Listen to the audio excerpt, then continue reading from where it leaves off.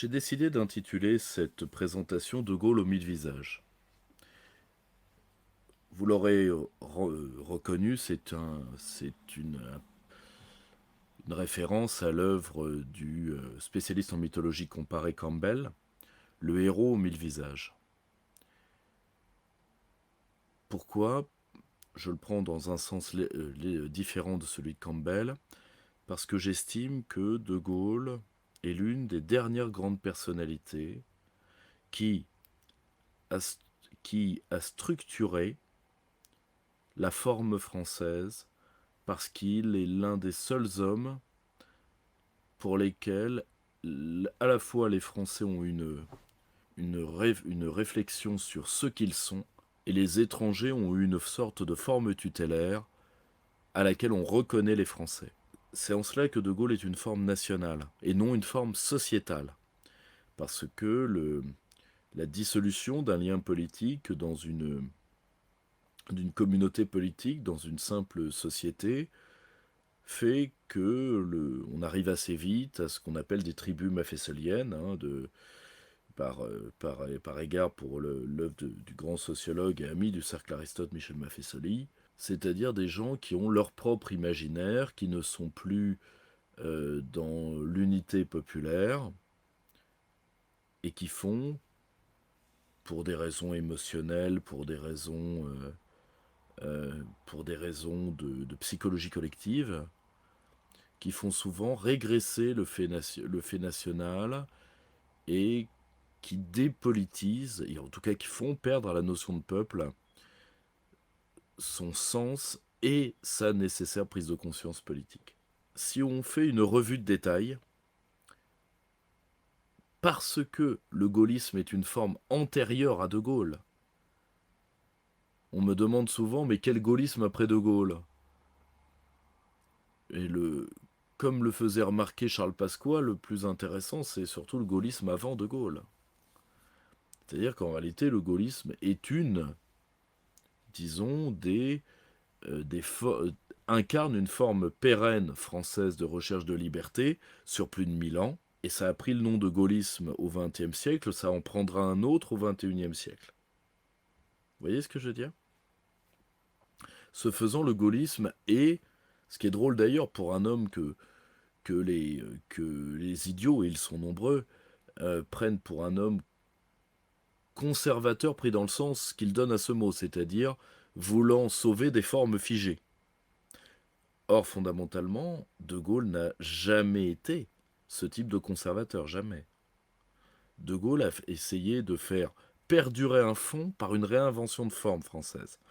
D'ailleurs, certains lui ont reproché. Quand il va aux États-Unis, il voit, par exemple, parce qu'on le dit, De Gaulle a beaucoup bâti la France moderne d'un point de vue architectural, et cette France est laide. Alors, premièrement, déjà, c'est aussi un peu votre faute à tous, c'est notre faute à tous, déjà est une. Deuxièmement, quand De Gaulle est allé aux États-Unis, qu'il a vu le gigantisme américain, il a eu peur que la France s'accroche à des formes passées, devienne un peu le Portugal de Salazar, et termine totalement déclassé par l'histoire. Et devant l'arriération que les gouvernements républicains ont fait prendre à la France, il faut être totalement honnête pour le souligner, totalement honnête, la modernisation, vu que prise beaucoup trop tard, a dû être prise virilement, avec tous les problèmes que ça peut poser, je n'en disconviens pas. Mais De Gaulle a essayé, il l'a dit lui-même, de dresser la France contre la fin d'un monde. Ce faisant, il a imprimé cette marque qui n'est pas la sienne, qui est un peu le sceau de la France, si vous voulez, le sceau au sens du sceau royal, dans une immensité de cœurs d'hommes et de femmes, dans le refus d'ailleurs d'une partie d'autres hommes et de femmes, vu que l'antigaullisme, qui est surtout un fait à la fois sur lequel je reviendrai, littéraire, social et politique, a lui aussi été structurant. Il a créé des structures. À titre personnel, je juge ces structures, disons, euh, comment dire, improductives, et surtout infertiles. Mais elles ont existé. Mais le général de Gaulle a aussi marqué une œuvre, des œuvres, un imaginaire, et durablement la pensée politique française. Et d'ailleurs, la médiocrité de ceux qui l'ont suivi, à quelques exceptions individuelles, a rehaussé sa statue. Si on fait une revue de détail, on peut dire qu'il y a eu des différents gaullismes dans à peu près la quasi-totalité du spectre politique. Et que les autres écoles se sont structurées sur l'antigaullisme. Si on fait une revue de détail, vous avez dans toute une part de l'extrême gauche, on va aller de l'extrême gauche à l'extrême droite, vous avez dans toute une part de l'extrême gauche qu'on pourrait appeler un gaullisme d'extrême gauche. Les guévaristes, dont par exemple la plus belle fleur est indiscutablement Régis Debray, euh, une partie des Mao, une partie des situationnistes, ont eu parfois leur corps défendant pour De Gaulle, ça se voit aujourd'hui avec quelqu'un qui était quand même un proche de Debord, qui était Morgan Sportes, ça se voit avec le devenir de certains anciens Mao, euh, était ambigu vis-à-vis de De Gaulle. De même pour certains intellectuels communistes, voire même communistes durs, staliniens, au regard de leur évolution. En plus, là, les staliniens et les maoïstes, euh, au-delà d'une inimitié personnelle, ont une grande ressemblance, c'est qu'ils s'intéressent tous les deux à la stratégie. Tout comme d'ailleurs les situs, ce qui est très peu dit, mais il y a un fort penchant stratégique dans la pensée de Debord. Mais bon, ça, c'est un autre sujet. Le, qui vont les rapprocher de Gaulle, ne serait-ce que par sa politique étrangère. D'ailleurs, c'est ce que dit Régis Debray quand il est incarcéré en Bolivie. Est structuré par l'antigaullisme, le gauchisme. J'y reviens. En termes d'histoire des idées, le gauchisme, et particulièrement le gauchisme français, est un enfant du libéralisme, est un rejeton du libéralisme. Il faut bien comprendre une chose. Le terme gauchiste, enfin gauchisme et gauchiste, n'a plus du tout, depuis les années 60-70, le sens qu'il avait sous Lénine, et ce qu'on pourrait appeler le gauchisme de l'Est, qui a servi particulièrement, qui a été particulièrement utilisé par certaines branches staliniennes dans l'après-guerre. Le gauchisme tel que l'Occident l'entend vient de l'Ouest et s'est cristallisé en partie à Paris sous l'influence de l'américanisation. C'est un enfant, disons, dégénéré du libéralisme, disons, était le madrier avec lequel la société libérale avancée a tenté d'abattre, disons, les piliers de la France, disons, les piliers du Temple France. D'accord ? On continue. Toute la social-démocratie française s'est faite sur l'antigaullisme. Il y a eu un antigaullisme communiste, virulent et parfois d'ailleurs d'une lâcheté hors norme. Ça s'est vu lors de l'affaire de la mort de la fille du général, la petite Anne. Mais ce n'était pas un antigaullisme systémique. Déjà pour une raison qui est simple, qui est que le Parti communiste et le Parti gaulliste se partageaient à 60-40 la calasse ouvrière. La social-démocratie, elle, s'est structurée en France contre l'antigaullisme, contre le gaullisme. Vu que fondamentalement le socialisme français, on s'en rendra compte un jour, n'a certainement pas vécu au-delà des années 20. Socialisme au sens premier du terme, c'est-à-dire le contraire d'individualisme. C'est quelque chose qu'il n'a certainement pas vécu, sauf dans quelques chemins de traverse proudhoniens, fouriéristes et autres. Mais ce qu'on a l'habitude d'appeler socialiste est certainement détruit dès la SFIO. Dès la SFIO est certainement détruit, là je rejoins beaucoup l'œuvre de Michéa, sauf sur un point, dans la jonction, dans les conséquences, plutôt que dans la jonction elle-même, dans les conséquences de la jonction du mouvement ouvrier et du mouvement républicain. D'ailleurs, ça a été fatal aux deux. Ça a été fatal aux deux. La social-démocratie arrivant avec armes et bagages à partir des années, surtout à partir des années 20, elle va se structurer dans l'après-guerre sur l'antigaullisme, qui sera d'ailleurs la quasi-totalité du logiciel d'un homme comme François Mitterrand. Bon. Pour moi, ça apparaît assez clairement.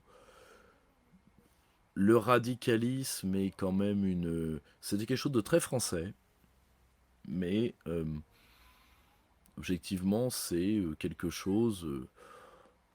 c'est un mouvement qui se termine avec Jean-Louis Borloo, donc on ne peut pas dire que ce soit un mouvement qui respire la santé et la sobriété. Si on va beaucoup plus à droite, alors évidemment, là je brosse à grands traits, hein, on peut entrer avec Arnaud Imatz ou avec d'autres dans les divisions des gauches, des droites ou du par-delà droite et gauche, hein, du non-conformisme pour reprendre le Bédelbey. Ce qu'on pourrait appeler la droite populaire, anciennement droite bonapartiste, j'étais assez contre quand j'étais plus jeune, et puis d'un certain côté, il y a quelque chose quand même. Cette droite populaire qui était l'ancien RPR, évidemment, au XXe siècle. D'ailleurs, les observateurs ne l'ont que classé très tardivement à droite, mais disons, ce grand mouvement populaire est enraciné, donc ce grand mouvement populaire qui échappe au Parti communiste, et qui sera le petit peuple du RPR, et que ça se voit particulièrement, je dois rendre hommage à l'œuvre gigantesque, je crois qu'elle fait 4 ou 5 tomes, je crois, de Michel Boivin sur ce gaullisme vu d'en bas à partir de l'exemple de la Manche, du départ, de cette magnifique région où le gaullisme était intrinsèquement populaire, quoi. C'était les mecs des chantiers, c'était les ouvriers agricoles, enfin faut voir ce que c'était. C'était une vraie diversité sociale. Ce qu'on appellerait la droite bourgeoise, donc la droite orléane, pour reprendre une classification que je n'aime pas, mais enfin, qui est certainement dépassée, qui est celle de René Raymond, mais qui est une classification qui vaut mieux que ce que valait son auteur.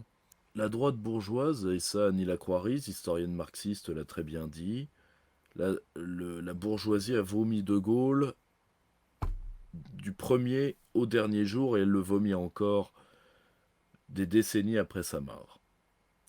Pour une raison, c'est que justement, De Gaulle était un homme qui, dès les années 20, ce qui est énorme, là on a trouvé, d'ailleurs j'espère qu'il participera à notre colloque, on a trouvé des écrits de lui qui étaient signés sous un nom d'emprunt où il défendait ses positions militaires dans les journaux euh, parce qu'il voyait revenir le problème allemand et entre autres à partir des années 30 le voit s'incarner sous les traits de la menace hitlérienne. De Gaulle est un homme qui connaît parfaitement les logiciels idéologiques d'une partie de la droite. C'est un homme, je vous renvoie à la lecture d'Alain Larcan, qui a une culture encyclopédique, c'est certain, mais il sera beaucoup plus proche à la fois de l'école du rôle social, Lyotet, des écrits, disons, de l'État-providence britannique, des écrits beveridgiens, et également de l'idée associationniste proudhonienne, disons catho-techno-proudhonienne, vu qu'il y a plusieurs courants dans ce vaste continent qu'on appelle la participation. De Gaulle est un militaire pensant. ce qui, dans le moule de la droite républicaine soucieuse des intérêts, est quelque chose qui a toujours été mal vu historiquement, et qui l'est encore. Ce qui fait malheureusement ce qu'il y a une influence intellectuelle délétère sur une partie de nos gradés, et ceux qui ne me croient pas peuvent lire les livres du général de Villiers, qui c'est un homme certainement de grande qualité, mais qui a quand même des idées très, disons, encadrées par son képi. De Gaulle, c'est totalement autre chose. En plus, cette droite patronale, enfin cette droite bourgeoise, euh, qui a fait partie, du moins pour partie, du lobby colonial, qui a, disons, su tirer les avantages de la présence de l'occupant, a pour l'homme de Gaulle et pour son œuvre une détestation. C'est eux particulièrement qui vont donner dans l'après-guerre, qui vont construire, aidés en cela par l'extrême droite, les deux grands mythes. Ça va s'incarner dans les années 80-90, c'est-à-dire que De Gaulle aurait créé le résistentialisme d'une France il aurait dit que les Français avaient résisté alors qu'ils n'avaient pas résisté.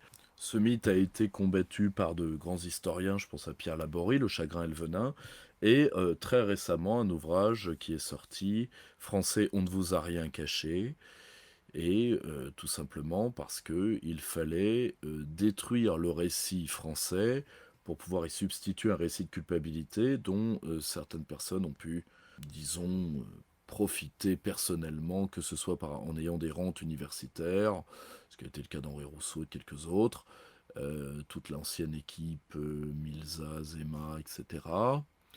Et que ce soit de l'autre côté, des gens qui ont voulu, disons, tirer les prébendes sur la France collaborationniste.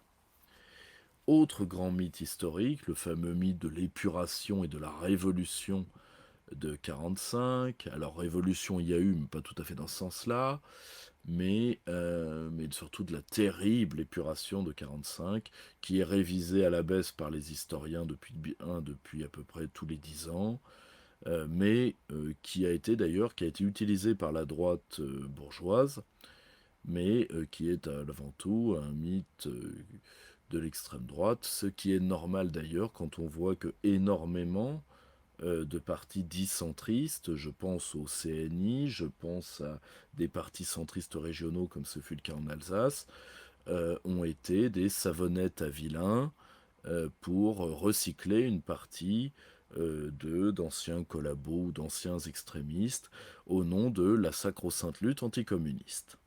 Autre détail, là on arrive dans l'extrême droite, la droite radicale qui se divise en énormément de chapelles, mais pour être très succinct, j'en délimiterai trois. La première, c'est-à-dire le mouvement post-collaborationniste, c'est-à-dire qui essaye de sauver le collaborationnisme soit par pétinisme, soit par hitlérisme. Donc ce sont encore des gens qui existent aujourd'hui, qui sont extrêmement peu nombreux, mais légèrement vociférants. Donc eux sont des anti-gaullistes totaux, c'est d'ailleurs à peu près la seule chose qu'ils ont d'identité politique un peu stable. Disons, pas tous, il y a aussi il y a des gens de qualité partout, même dans ces milieux-là. Ce serait difficile, mais c'est comme ça. Une autre branche serait ceux qu'on appelle à tort des nationalistes révolutionnaires, qui pour la plupart en réalité sont soit des darwinistes sociaux, euh, qui vont se retrouver dans des trucs type Club de l'Horloge, type anciennement NR, ce qui était le cas de Malirakis ou autres, qui eux sont des anti-gaullistes, euh, ou des milieux type Nouvelle Droite ou autres, qui sont une autre prolongation de la droite collaborationniste. Bon. En tout cas, qui est très marquée d'ailleurs par une obsession euro-germanique extrêmement forte. Et bien évidemment, tout ce monde-là et dans un antilibéralisme verbal et dans un dans un anti-américanisme souvent délirant d'ailleurs, puisque souvent ce sont des buts témoins d'américanité qui les professent, mais un anti-américanisme totalement verbal et verbeux.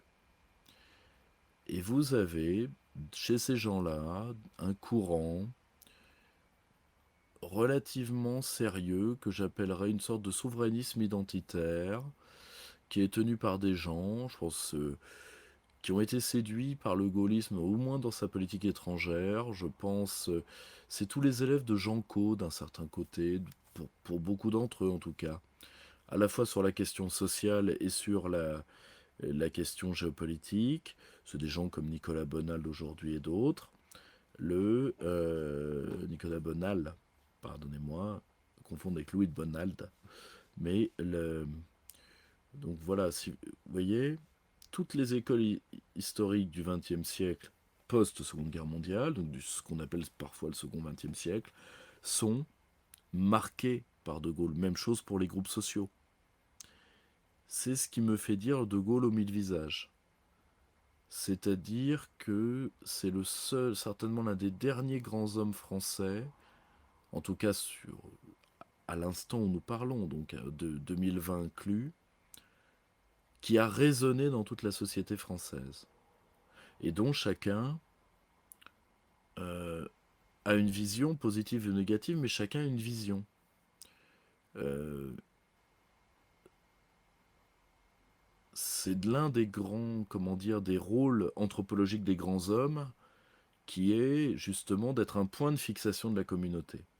Aujourd'hui, nous attendons qu'il y ait un homme qui prenne ce rôle. Car la France se défait, c'est une nation politique qui se défait par l'absence de souveraineté et par son corollaire nécessaire qui est la dégradation anthropologique de son élite et la dégradation, disons, politique de son peuple. C'est-à-dire que le peuple français ne réagit plus comme un peuple au versant politique du terme. Donc, ce qui est drôle d'ailleurs pour un des peuples qui a inventé la vision moderne du rôle politique du peuple. Mais c'est un autre débat. Donc la France se défait vite et elle a besoin d'une nouvelle forme où s'incarner, d'un nouveau visage. Et c'est en ce sens-là, je pense, qu'on peut dire avec Malraux que toute personne, tout Français a été ou sera gaulliste parce que justement, il se reconnaîtra en tout cas, il se positionnera en pour, en contre, en tout contre, en à côté ou autre, par rapport à cette forme que la France doit prendre au XXIe siècle pour assurer sa pérennité. Nul ne sait si elle y arrivera, mais comme disait le général de Gaulle, puisque tout recommence toujours, tout ce que j'ai fait sera source d'ardeur nouvelle, une fois que j'aurai disparu.